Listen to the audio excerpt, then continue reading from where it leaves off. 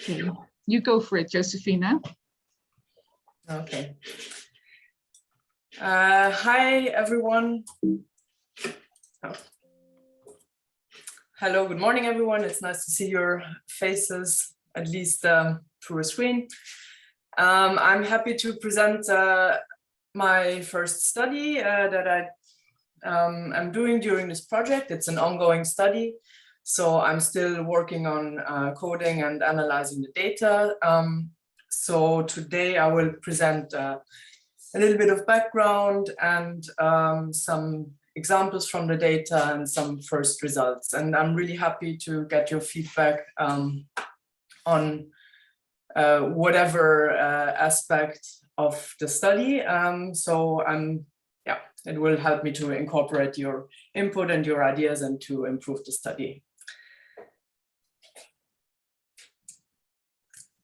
I'm doing a study on other-initiated repair. So what is other-initiated repair? Human communication is characterized by frequent breakdowns in conversation. And other-initiated repair is a strategy where the recipient of a message that's not clear for whatever reason can indicate that he or she has not understood, and the sender can make adjustments to their original message.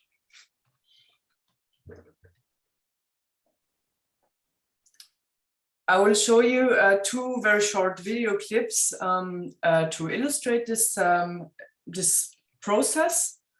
They're not subtitled, but I will present examples in more detail on the next slide. So for now, I just invite you to just watch them. They're both taken from a conversation between a deaf home signer who is sitting on the right, a younger woman with a flower on her shirt. So she's deaf, and her mother on the left in the stripy shirt is hearing. And in the first clip, the deaf daughter says, "We will go there by motorbike." And the mother doesn't understand what she says, and she will indicate that by using a non-manual expression. And after that, the daughter will slightly rephrase and add more information.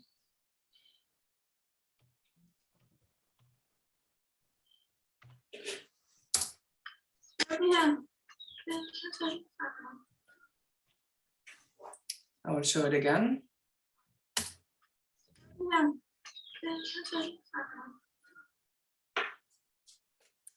The other example is a little bit different. Now it's the daughter who will initiate the repair. So the mother says that she doesn't eat any betel nuts. It's a nut that's very popular in Indonesia. So that makes you a little bit high and makes your teeth go all red. So the mother says she doesn't eat any betel nut, and the daughter wants to confirm that she understood correctly and repeats what the mother just said, and then the mother confirms.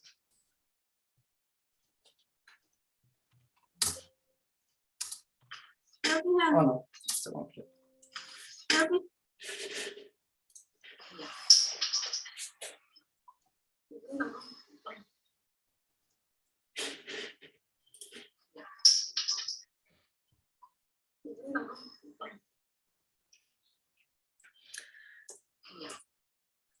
So I will walk you a little bit through the structure of these repair sequences. Basically, there are three elements of the sequence, or three turns that we're interested in. The first one is called T-1. That's the turn where the trouble or the problem occurs. So in the first example, that's we're going there by motorbike, and in the second example, it's I don't eat any betel nut. And then following this, there will be an initiation of repair that's called the T0. And in this turn, the recipient of the message will signal that there has been some problem with what has been just said. In the first example, that is done through a non-manual expression that I've here translated as huh. And in the second example, it's done by repeating the previous turn. And then after that, the sender will try to offer a solution for the problem. In the first example, that's done by kind of slightly rephrasing what she said and adding a bit more information. And in the second example, it's a confirmation of what the recipient offered that she understood. So, and after these 3 turns, the sequence can be either finished, or there can be a new initiation of repair and another one until the recipient is satisfied. I will show some examples for this later on.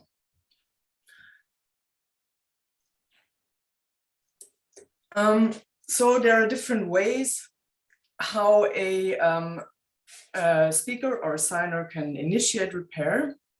And in the literature, they distinguish between 2 main classes. One is an open class and the other one is called restricted class. So open class repair initiators, they signal that there has been some kind of trouble.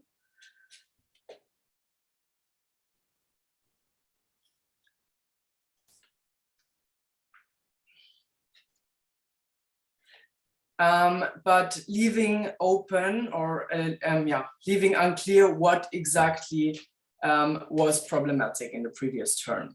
So they're just, this could be saying, for instance, huh, or sorry, excuse me, or an open question like what. And in sign languages, very typically non-manual features take over the function of open class repair initiators. On the other hand, there is restricted class repair initiators. These, they also tell the sender that there has been a problem with the message, but by targeting a specific element of the message. So we distinguish between restricted requests and restricted offers. And a restricted request can be made by either repeating a part of the previous turn. For instance, if that would be saying something, oh, we're going there by motorbike. Or it can be done by asking content question, for instance, where are we going or when are we going?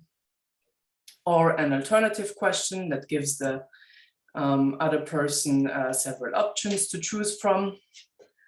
Or it can also be done through an offer, which is that the recipient offers a candidate understanding of what he or she has understood. For instance, you mean the new motorbike you bought? And we can see these different types of repair initiators on a continuum from weaker or less specific formats to stronger or more specific formats.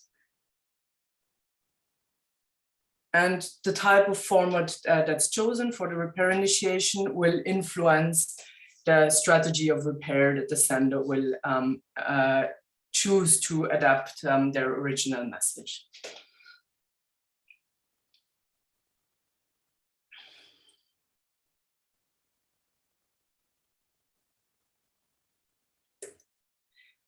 So what's very interesting is that there seems to be something like a common infrastructure of repair that holds across both spoken and sign languages. So there has been a big cross-linguistic study done by Mark Dingemanse and his colleagues.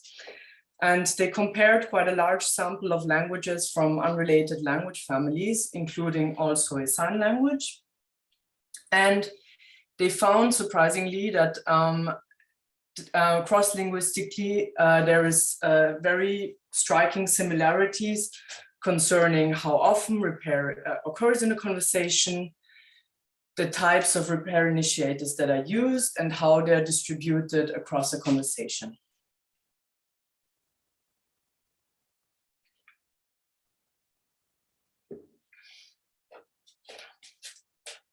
So the authors suggest that repair as a pragmatic strategy is something that's universal across languages, because speakers and signers, they want to cooperate, they want to work together to keep the flow of the conversation and to keep disruptions to a minimum.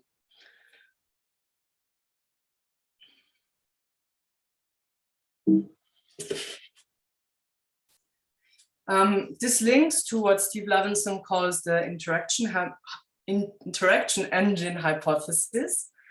So this is saying that human beings are fundamentally cooperative, they want to work together, and they have a special ability for interaction, which precedes language and which makes language possible.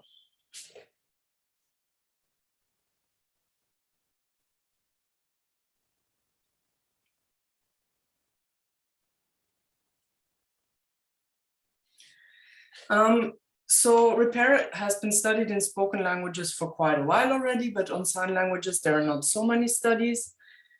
There is a study by Elisabeth Manrique and Nick Enfield, who worked on sign language from Argentina. And what they found is that actually the types of repair initiators used in Argentine Sign Language are very, very similar as they are in spoken languages. But they also documented a practice that seems to be specific to sign languages, which they call freeze look. And they describe this as being an off-record or implicit format of repair initiation. So here in this example, the man with a yellow circle around his head, he has just been asked a direct question, but instead of answering, he doesn't do anything. So he would just keep his face blank and not move his body posture at all. And this absence of response or absence of feedback would prompt the other man to repeat and kind of redo his question. So just because he didn't get any feedback, he understands that there has been a problem with the message and he needs to repair.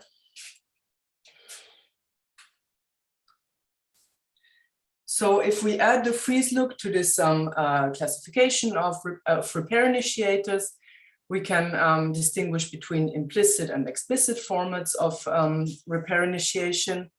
And in this classification, the freeze look would be on the very weak or least specific end of the spectrum because it interferes very little with the flow of the conversation, and it allows the participants to keep face in case of a communication breakdown.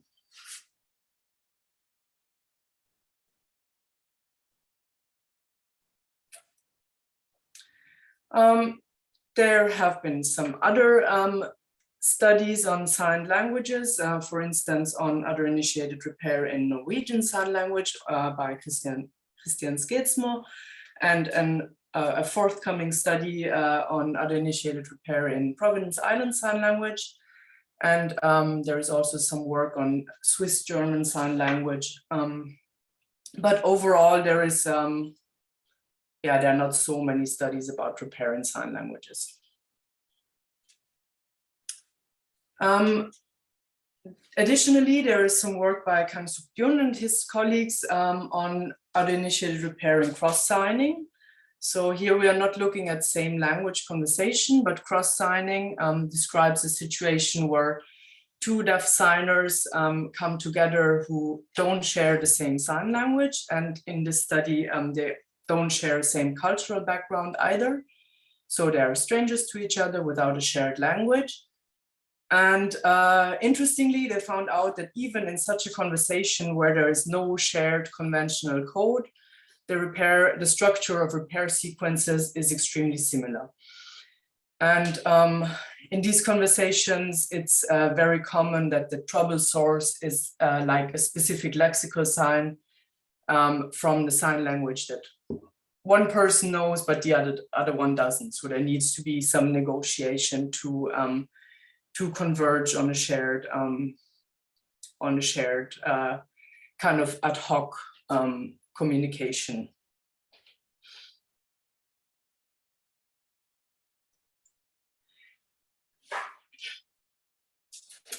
So in the study, we're looking at home signers. And so what about other initiated repair on home sign? Home sign we are looking at visual communication systems that deaf individuals created in the absence of a conventional language input. So these are deaf individuals who grow up in mostly hearing environments without access to a conventional sign language. There are lots of studies on home sign, but really the biggest part of them focuses on the evolution of linguistic structures. So this has been studied for many different linguistic levels and grammatical domains, or also some other cognitive abilities that are somehow linked to language, such as theory of mind or memory. But there has been very little focus on home signers' interactions or communication with their environment. To my knowledge, apart from one ethnographic study that looks at interactions of one deaf child within her family, there have been no previous studies on other initiated repair in home sign. There is some work on other pragmatic skills out there, such as turn taking and eye gaze coordination by John Haviland and Sarah Boyko. But other initiated repair has not been looked at in more depth. But I know that there is some upcoming studies at the moment. In previous research, the communicative skills of home signers have been kind of disregarded as not being relevant for the emergence of linguistic structures per se. So Carrigan and Coppola write that looking at home signers' communication, we argue that a large proportion of the successful communication that takes place between home signers and their family members relies on reference to objects that are present, routines that are observable or experienced in common, and knowledge of shared experiences. So basically what they're saying is that home signers are able to communicate successfully with their families, but they're not very interested in that because it's not relevant for developing a linguistic system. But I really suggest a shift in perspective here, and I am actually very interested to understand how they do communicate successfully and how these pragmatic abilities of communicating successfully actually emerge.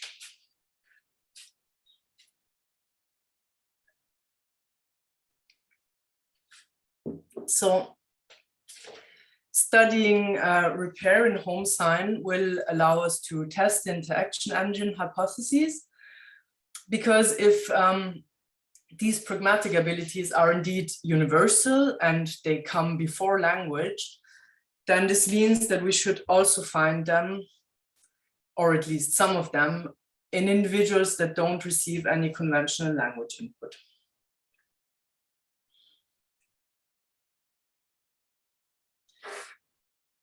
It will help us to evaluate whether home signers have enough metalinguistic awareness to understand what they don't understand and to do something about it.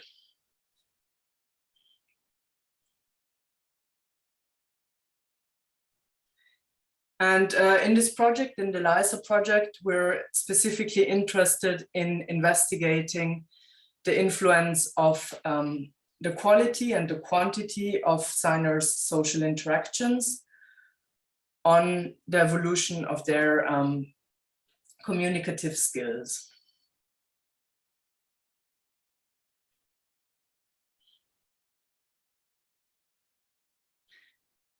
In the study, we want to know what types of repair initiators home signers use and how these types are distributed across the conversation. We want to look at the structure of repair sequences And I'm specifically looking at whether they are simple sequences or more complex sequences. I will show some examples for that later on. And also I want to know how much individual variation we encounter between the home signers in our sample.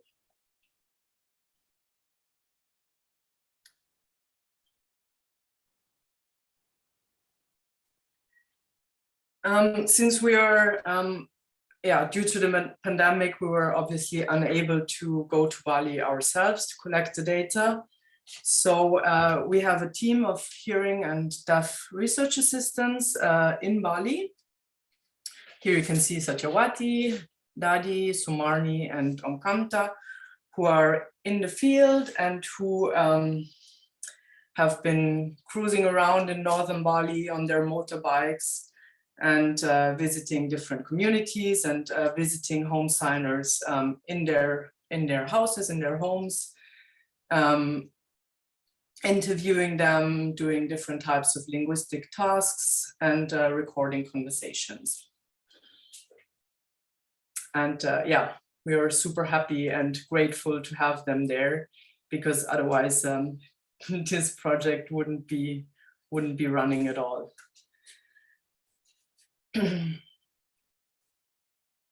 Here you can see a map of the communities that we have been collecting data for the ELISA project. So these are communities that are situated around Bengkala, the Katakolok community, where Connie and her team have been working for a long time. But for this study, I'm using data from 4 communities, which are Bulian, Suwuk, Bebetin, and Manganing.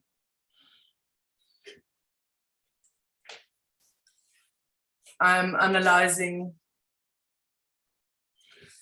5 conversations. They are between 10 minutes and 50 minutes long. Most of them are between 2 people, and there's 1 conversation with 3 participants. And yeah, they were all recorded in the signers' homes, and they involve people talking about topics of their everyday life.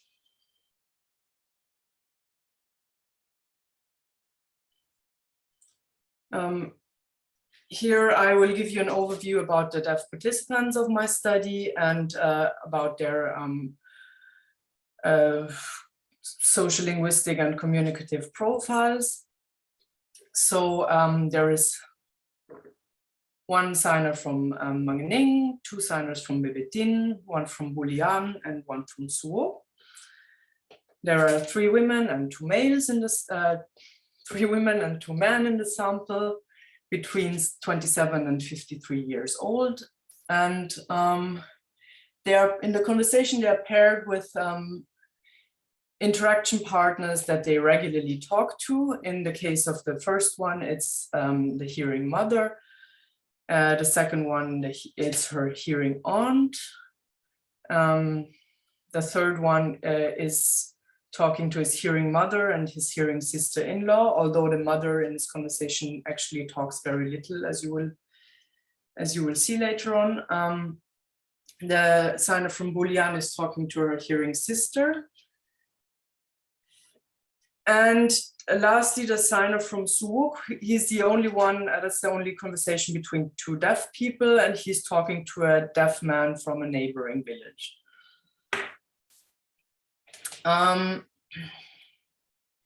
The woman from Manganing, she's the only one who has several deaf family members.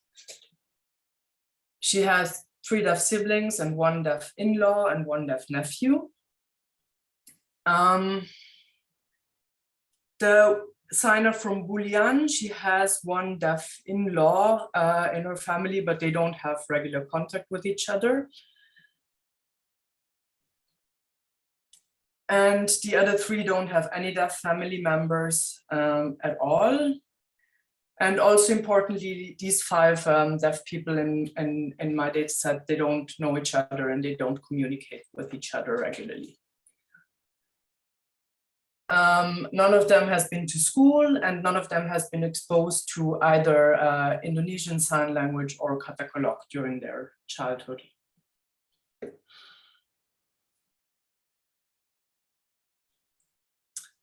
Yes, this is a screenshot of how I coded the data in ELAN. So I will show you some first preliminary results from my study. I've finished coding 2 conversations. All the other ones I'm still on it, so I can't really say very much about them.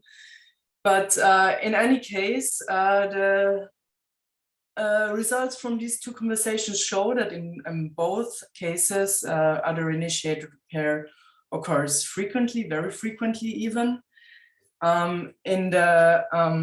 In the conversation from Manganing, if we count all instances of repair initiations, there is a repair every 6.9 seconds in a conversation, which is a lot.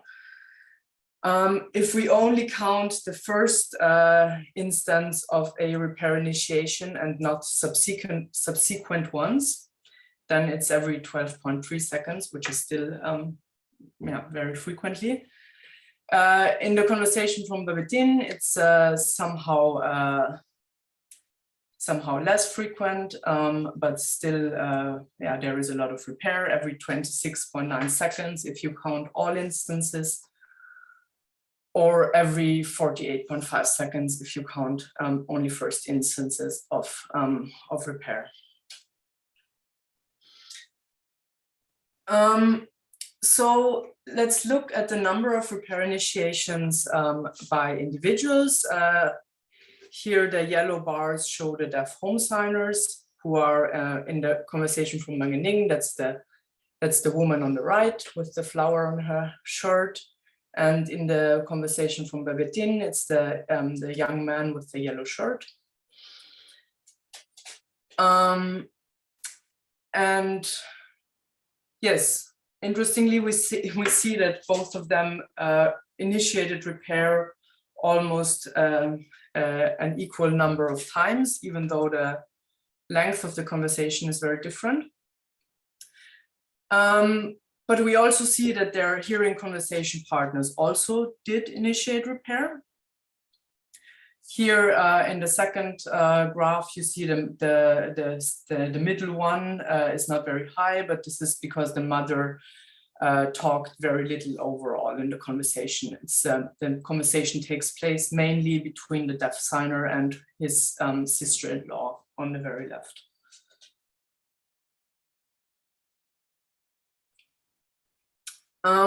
So what's interesting now is to look at the types of repair initiators used by the. Here I extracted only the results from the deaf home signers because that's what I'm interested in. And we see that there is huge individual differences. So the woman from Manganing, who is represented by the blue bars, she used mostly restricted class repair initiators. So mainly repetitions and restricted offers. Whereas the other signer from Babetin, he used mostly open class repair initiators, which were non-manual initiations of repair by like facial expressions. He used a lot of freeze looks as well, and some restricted offers.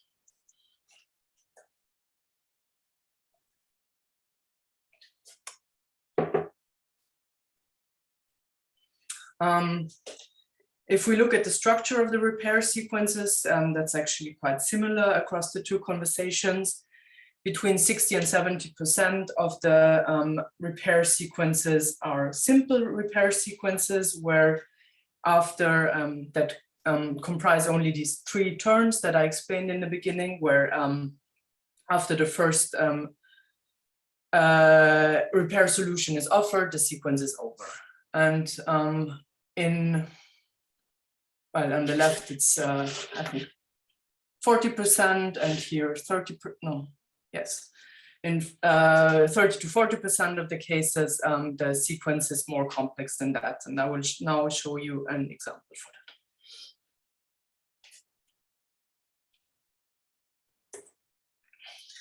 that.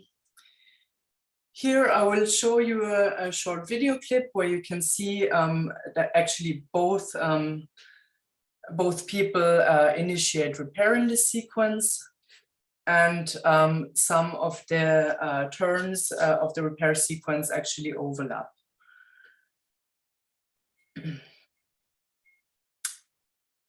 I didn't put subtitles on the video because I will afterwards show you the transcript for it.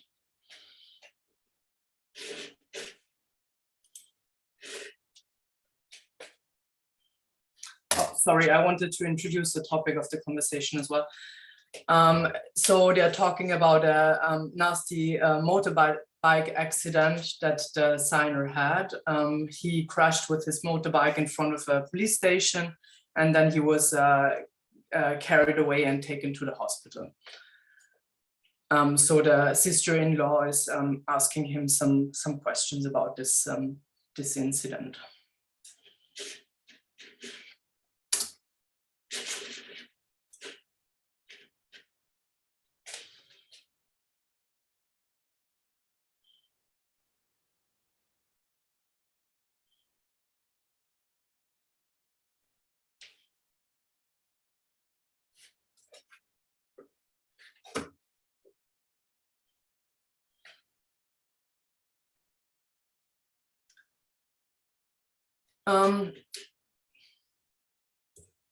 Yes. So first the signer is saying, the police looked at me and then they carried me away. After that, the sister-in-law, she will initiate repair by making a restricted offer, saying, yourself, are you talking about yourself?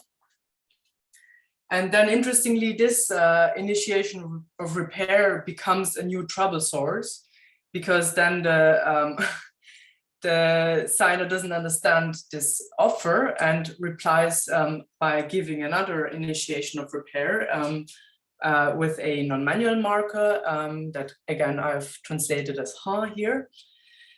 Then she specified, you were carried away, and he explains, no, I was passed out. And then she again initiates repair by a repetition of his turn, you were passed out, and he confirms yes. Then he explains some more, saying the police looked at me and said, oh my God, look at this guy. They saw the wound on my head and carried me away. And then she makes another restricted offer saying, they carried you to the hospital over there. And he says, the one over there.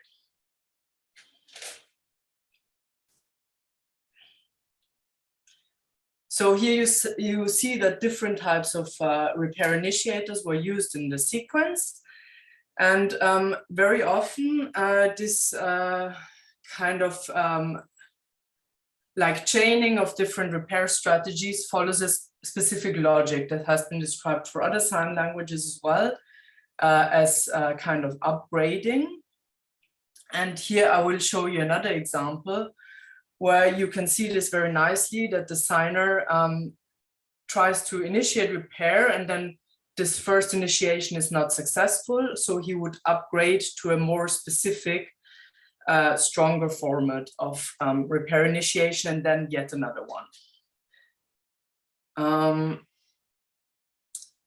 I will show you the example first. It's they're still talking about this accident here. And the sister-in-law will ask the signer after how long time he has returned to work after he had the accident.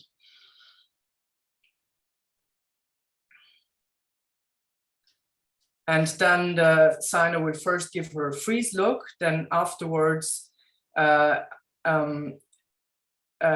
a non-manual expression, and then afterwards a restricted offer.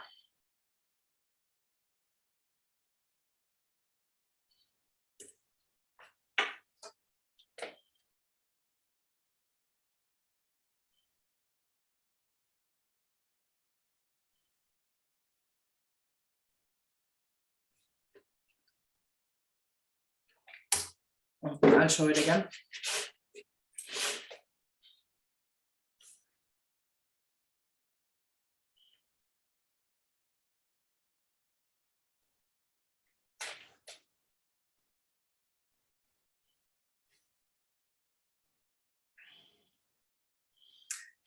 Okay, so here in the sequence, the sister-in-law would ask him, hey, after how many days did you get back to work after you'd been to the hospital? At first, the signer will use an implicit format of repair, namely a freeze look. And then she would repeat part of her turn saying, you when you were in the hospital. He still doesn't get what she's talking about, so he moves on to a more explicit open non-manual format of repair. After which she would rephrase again, you work in the field, so how long after the accident did it take you to start working?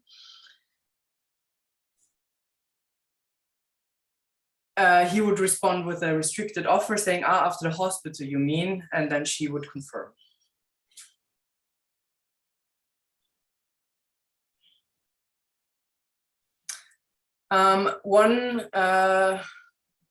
One thing that I noticed in the home sign data is that restricted offers, such as in the example I just showed you, are very, very frequently done through pointing, either to a place or to a person. That can be a direct pointing to something that that's actually there, or a metonymic pointing, for instance, pointing to somebody's house when talking about a person. So in this case, the sister-in-law would point to one location to ask, so how long did it take you to get back to work after the hospital? So she would point to one place to refer to the hospital.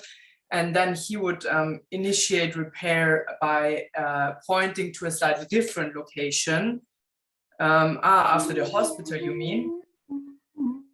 And then she would confirm.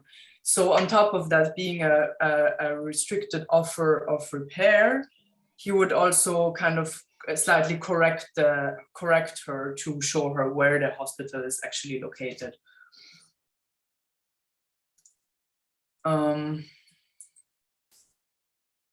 Yes, I will sum up what I found in my study. As I said, the study is still ongoing, so I cannot, give you a comprehensive overview of what I found. But in any case, it is obvious that home signers do initiate and carry out repair. That applies to all 5 conversations I looked at. And this indicates that they actually do have sufficient metalinguistic awareness to know what they don't understand and to be able to fix breakdowns in conversation.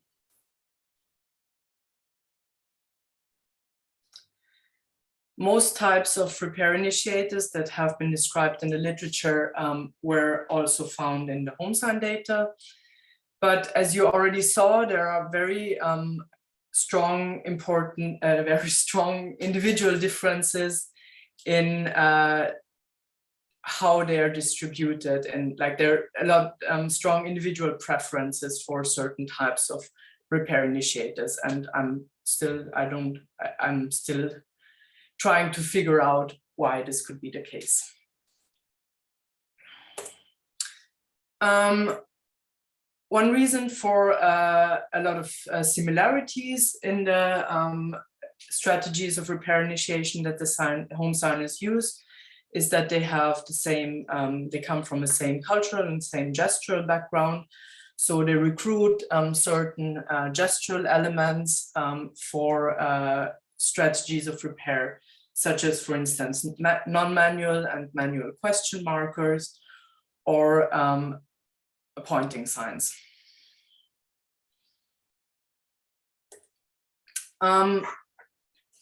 As to open class repair initiators, I didn't find any evidence for formulaic questions such as sorry or excuse me. And this kind of overlaps with findings on other sign languages, where also, at least in the sign languages that have been studied so far, this doesn't seem to be a very common strategy. As to restricted class repair initiators, I so far have found no evidence of content questions being used for repair initiation. And I think that this is because of the lack of manual content question signs. So in the data that I've looked at, questions are marked purely either purely non-manually or by using a generic manual question marker, which is this kind of palm uppy sign accompanied by a facial expression and head movement. So we could ask whether this means that there is a lot of ambiguity and a kind of a lack of specificity in restricted repair initiations, but I do have the impression that for the home signers and the conversations that I've looked at, repetitions and restricted offers seem to do the job. So I think that they can do without content questions. Restricted offers, as I showed you, occur mostly in the form of pointing, and this way of pointing follows the cultural system of pointing that Connie has been described in very much depth for the Balinese context.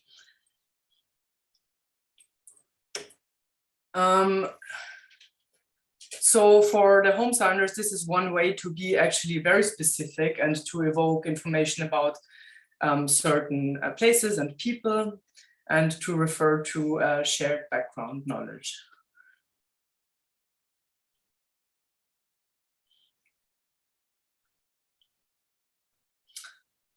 Yes, this is what I had to say. I'm happy about your questions and your feedback.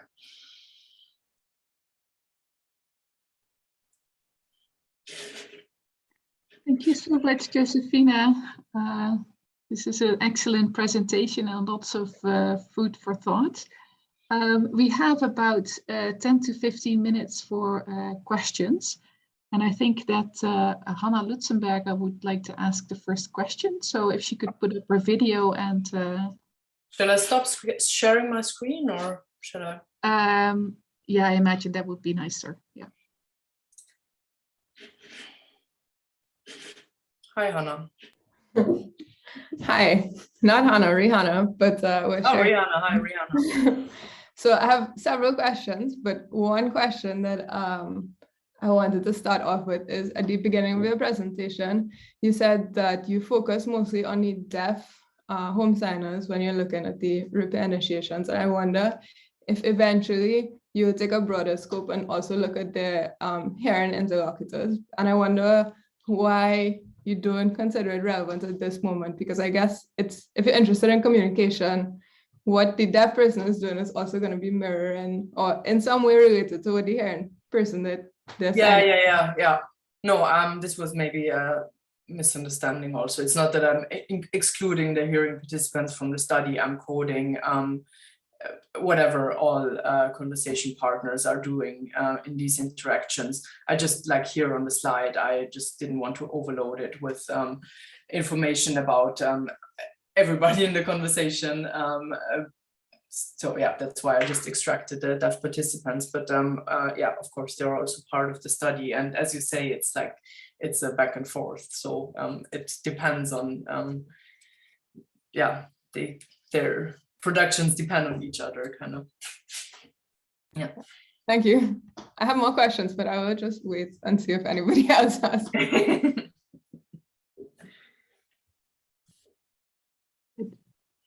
I don't think anyone else has raised their hand, but I also have a Oh, Rihanna again, I imagine.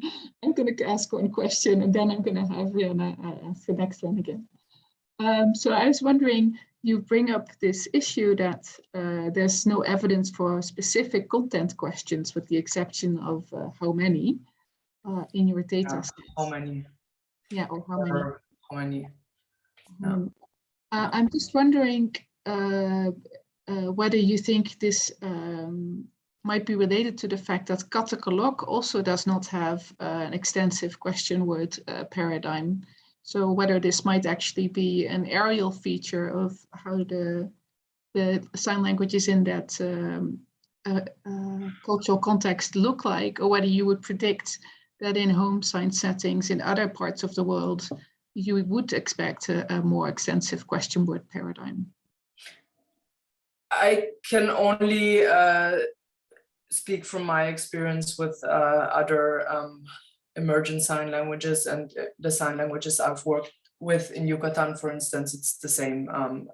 They don't have any specific content question words, but a generic question marker that happens to look the same as in Katagalok and the Balinese sign languages. So I don't know if it's a universal feature of home sign, but I've heard it from like many people working on shared sign languages and home sign around the world, that there is not there are not so many, there is not such a large repertoire of question words. I don't think it's unusual.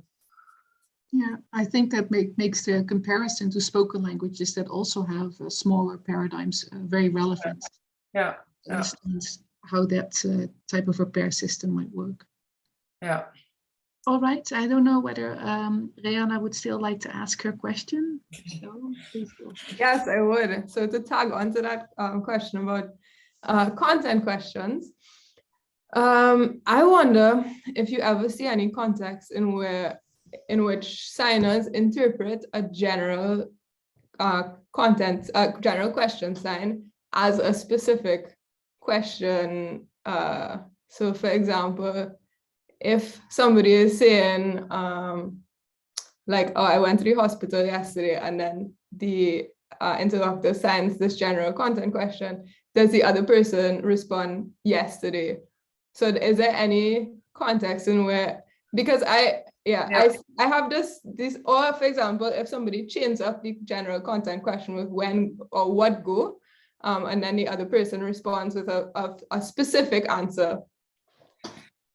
Yeah, I would have to look at like the individual cases in more detail to really answer that. But yeah, last week I presented some of my data at the data session of some people, working on conversation analysis related topics in sign languages, and they also asked a similar, or they brought up a similar issue, saying that kind of, doesn't that give rise to a lot of ambiguity regarding, what the target of the question, what's the question about? Is saying it like, yeah, what hospital, which hospital, where hospital, when did you go to the hospital? Yeah, as I said, I have to look at it in more detail, but my gut feeling is that usually they have some way of specifying if they're asking about a place or a person or a point in time or whatever. Yeah. Okay, cool. I have one last question. Go ahead. So I was recently talking to Mark Dingemanser about repair, and I had a presentation that he was in the audience for, and he asked me if I had noticed this rule of 3 in repair. So what he's found is that when people are initiating repair, and it's like a kind of complex sequence, so I try once, it doesn't work. I try something else, it doesn't work. There's like a kind of you max out at 3 attempts to repair. Are you finding this, or are you not finding this? No, in these 2 conversations I've now presented, one goes up to 5 and one goes up to 6 repair initiations. But I also previously coded some other conversations with Dadi, a signer, Katagalok signer from Makala, and there I found up to 10 repair initiations. It was like huge sequences. But I have to say that biggest part are probably up to 3 or 4. Yeah. Yeah. Super interesting. Thank you. I think there's a question in. Excuse me. I think there's a question in the chat by Victoria Niest. Victoria, would you like to ask your question yourself, or shall I read it out? I'm in a bit of a noisy environment, I'm afraid. And my light is very bad, but I can read it out myself too. Thank you for the interesting talk, Josefina. Yeah, so I'm just a bit confused, or yeah, I think so this thing about the generic question sign, if a system has only one generic question sign, then you could just as well say that it's a specific request in a way if it's used in a repair initiation. No? I mean, it's specific as in that it like asks a specific question about the specific turn, but it doesn't give information about you know, what kind of background information is desired regarding the previous turn. Yes, but that's a consequence of the way the linguistic system is built up. Yeah, absolutely. Right. So you can't actually decide on whether it's a specific request or not, I would say. Okay, that's what you mean. Okay, yeah. Minor point. Yes. But I'm really I really want to dig a little bit deeper into that with you know, generic question signs versus specific, more whatever targeted content question signs, and to actually see how the system of repair interacts with the linguistic resources that exist. Yeah. Right. Nice. Yeah. All right, so it's 11 o'clock. I don't think there's any additional questions being raised, and I think you've ended up with a very nice point, Josefina, that we need to know more about how these linguistic systems function in the context of repair to come to a better understanding of how the languages continue to develop. And I would like to thank everyone for their presence. This presentation will be posted later on, so our collaborators and other people who are interested can watch it after the meeting. We will have another presentation coming up from the ELISA project collaborator Marie Coppola, and this will be on Thursday next week, but the talk will be starting at noon. So I hope to see many of you there as well. And for now, have a nice day. Thank you, Josefina.